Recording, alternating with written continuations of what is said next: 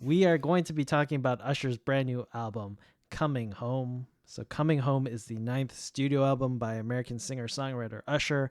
It was released on February 9th, 2024, 2 days before his Super Bowl halftime show performance. Eric, your thoughts on this album? Uh, I mean, I didn't hate it. I Okay, actually didn't hate it, it's promising. but I also didn't like it. So I feel like I'm going to give this a very average score Okay. because the one thing I noticed is that I kind of like I don't know what it is, but when he creates a song, it's like he needs people with him to make the song a little bit better. Right. You know what I mean? Yeah, yeah, Because yeah. like I can't think of any single of Usher's where it's just Usher. Confessions. These are my Confessions. Okay. confessions, blah, blah, blah, blah, whatever the lyrics are. I'm pretty Okay. sure that's a solo. But in terms of singles though, like how many are just him? There must be a lot. But no, I do get your point. Like, yeah, there are a lot of collaborations generally throughout his career. Yeah. Um yeah, like I don't know. Like I felt like some of the songs were actually like I really liked the song with her. I think I'm saying that right. Risk It All. And it was written for the motion picture The Color Purple, which I have not seen. I thought it was a kind of a cool song. It's kind of like very ballady. Um, Definitely some of the songs sound like you're definitely going to the club, but and that's like at the beginning half of the album, and then it slows down really significantly by the end. Hmm. I think the one song I had a problem with, and I was asking you on this, and the song that's stuck in my head that I just cannot get out. So could you please guess what song Actually, that is? this is for a bad reason, right? Just to clarify with Yeah, everyone a bad that's reason. Yeah, in actually I'm tempted to say A because Town Girl. so I can't stand it when artists take a song that's already famous and they're just like, Okay, we're just gonna rewrite the lyrics, right? like some background. So A Town Girl is track 3 on this album, and it interpolates Billy Joel's Uptown Girl. So it's like the Mhm. straight chorus, but instead of Uptown Girl, he replaces the A Town Girl for Atlanta, and and he does give credit to Billy Joel as a songwriter on this for the Which I interpolation. have a lot more respect for because I looked that up as soon as it came on. I was like, "Hang on a second, wait a minute here." It I was just too close. It was way too close to be like, there's no way way this too is not. close. Yeah, yeah, yeah. Yeah, way too close. However, I did appreciate the fact that because like I don't mind if someone covers the song and it's like this is Uptown Girl by Billy Joel, but with a twist Hmm. about this girl in Atlanta. Okay, that I have no problem with for some reason. My brain can handle that, but it just can't handle when it's a completely different song and then the chorus goes into Yeah, it's just the Uptown chorus. Girl. Yeah, it's And just the it's just chorus. like, okay, hang on a second here. So that song has literally been stuck in my head the entire time, and it's the Billy Joel's version. Oh, okay. Um, Okay. I just think that it's like, okay, if you're gonna do it, just cover the song. Just cover the entire song and don't do this. Please don't do this. Maybe I'm the only one who feels this way. I feel like I am, but I don't know. I'm personally okay with the interpolation type of stuff because like mhm, it's just gonna happen more and more mhm, as we go along because people are just not creative enough to make up their own mhm, melodies and songs and stuff. And it's a cheap way to get someone to listen to your stuff. You just pay a percentage, and you already have something that mhm, someone already is familiar with, but this is your own song technically. So it's a cheap way of getting that sort of attention. But that song, it didn't really bother me. It threw me for a loop when I first heard it. I was like, that's pretty close to that Billy Joel song. So I was mhm, wondering, like, is this intentional or not? But I was personally okay with that one. mhm. Um, I think the way you explained it was perfect and how I feel. I just think it's so like cheaply done and it's right. just uncreative, Yeah. right? Yeah. because if you want to create a song like Uptown Girl, right, then do it. Either change it or completely cover the song. Don't give it this half-assed song. Yeah. Yeah, like if you wanted to do it in a bit more creative way, I think it should have been its own standalone chorus, like its own unique Mhm, chorus, but you throw in the oohs and the ahs that Uptown Girl has in the background mhm. just to like throw it back to the Billy Joel song. But this one was a bit like too much on the nose. Exactly. Yeah. Yeah. But there was a song that I really liked on this album, "Keep on Dancing," which I would never think I Ooh, would hear. Like, I actually enjoyed that song. Like, it was well nice. uh, made.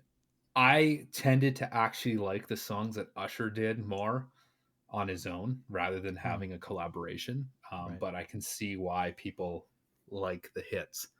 You know, Yeah. I mean, he's a good he knows how to write music, right? And I think that's another reason why A Town Girl pissed me off because it's just I'm just sticking on this song is that he's talented. He can write a song, he can do it. It's just, like you just Right. got lazy. You just got a little bit lazy there. Yeah. I thought it was very well produced. This album was very it sounds really good. Um I don't know. I just think yeah, what do you think? Few criticisms about this album. So I went into thinking I really did not have high hopes for this because I was like, Mhm. okay, it's an Usher album. It's gonna be he's just gonna go back to '90s R&B, and it's gonna sound like it's from the '90s. It's gonna sound really dated. And to a certain extent, it was. It was definitely '90s R&B influenced because that's sort of where his roots are. But I appreciated that it didn't sound dated for the most part. There were a lot of like different synths he used that are very modern.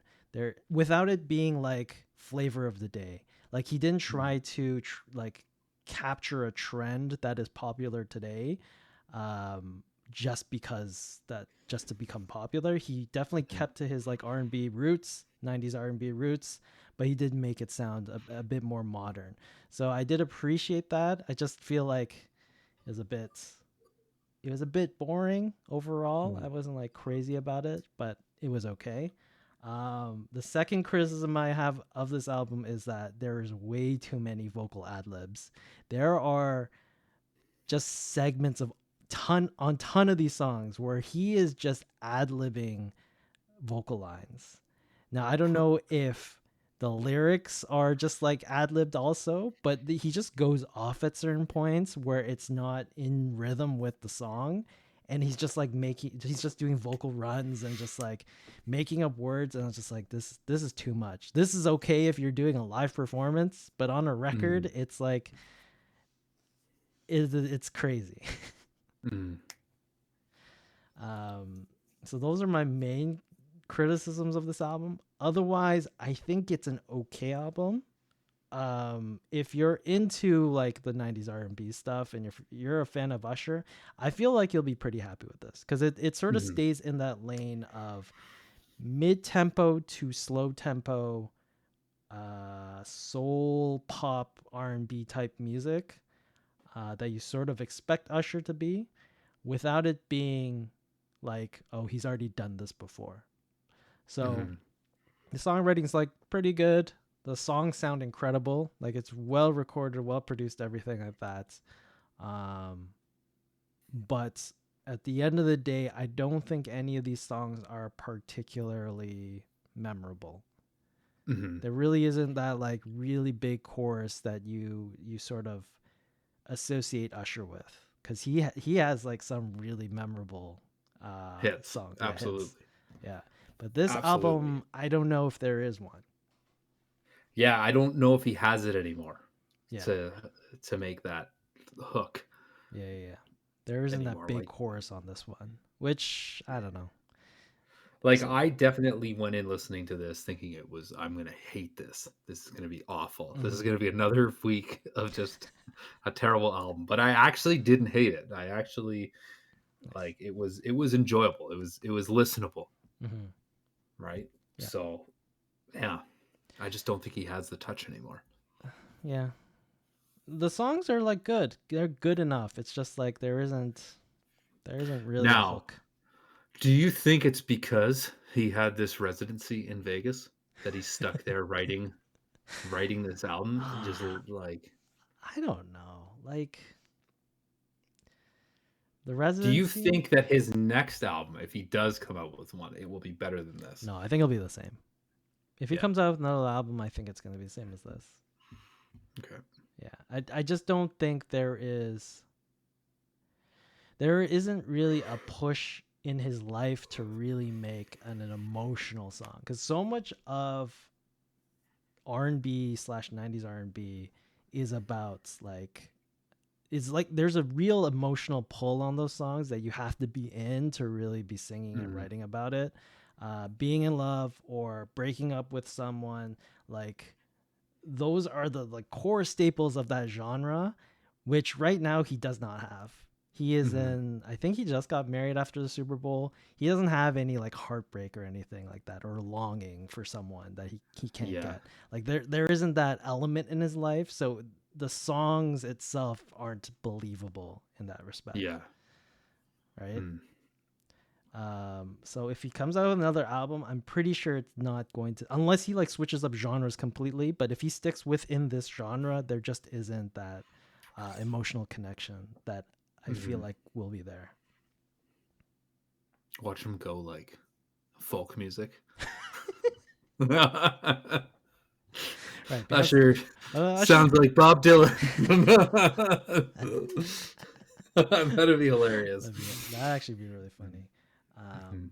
But okay. Anyways, final thoughts, ratings, Eric. What are you gonna give this one? I'm gonna give this a 6 out of 10.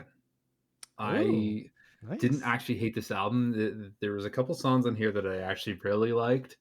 But other than that, like it's definitely forgettable on my end Mm. in terms of an album. But I think that, like you said, if you're an Usher fan, you'll enjoy it. And I bet you if any of those commenters go start typing away on our comment section on YouTube there, they will probably be like, "You guys don't know what you're talking about."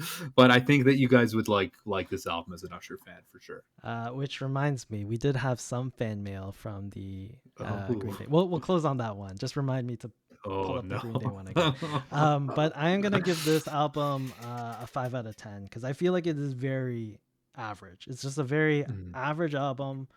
There's nothing particularly wrong with it, but there's nothing particularly good about it either. You could definitely mm, listen to it, put it in the background. It's a nice listen, but there isn't a reason to listen to this over and over again or come back to this album. It's just very, very average. So I'm gonna give it a 5 out of 10. Okay, perfect. So for those of you following along with us every single week, the album that we are going to be listening to and discussing next week will be the brand new Blackberry Smoke album, Be Right Here. Hopefully it's good. We both of us have not listened to this yet, so we'll report I back next am week. excited. I'm crossing my fingers that these guys It'll be make good. a really good album. And I guess before we wrap up, we do have some fan mail from our Ooh. Green Day episode where we reviewed Saviors, Green Day's last album. So someone did comment. Their comment was, "This album is fresh. Unless you just don't love Green Day, you guys probably wouldn't have liked Dookie when it came out." That's an interesting comment. I don't know. Like, I personally, I think Dookie versus their brand new album are very different albums. Absolutely. That's funny. That's really funny. I don't know. They seem like very different albums to me, but um, Mhm. anyways, not very happy with us. You know, we need to develop a time machine, go back when Dookie came out, and then we can do a podcast, and Yeah. everybody will be like, "Why the hell are you doing a podcast? What is this thing?" Oh man, that's hilarious. That's an interesting comment. Mhm. All right, perfect. Well, that is this week's podcast. We will be back here next Wednesday at 10 p.m. ET, 7 p.m. PT. We are skipping next Monday, right? I believe Yes, so. Okay. Wednesday. It'll Yeah. be Wednesday. So we will be here not this coming Wednesday, but the Wednesday after that. We will be back here at twitch.tv/the Crossroads Music Podcast. Catch us on Spotify, Apple Music, all the places where you get your podcasts, and then on YouTube where all the album review highlights are also. That's it. That's it for this week. Happy Family Day to all you Canadians, and happy President's Day to the Americans. But yeah, that's the end of the show.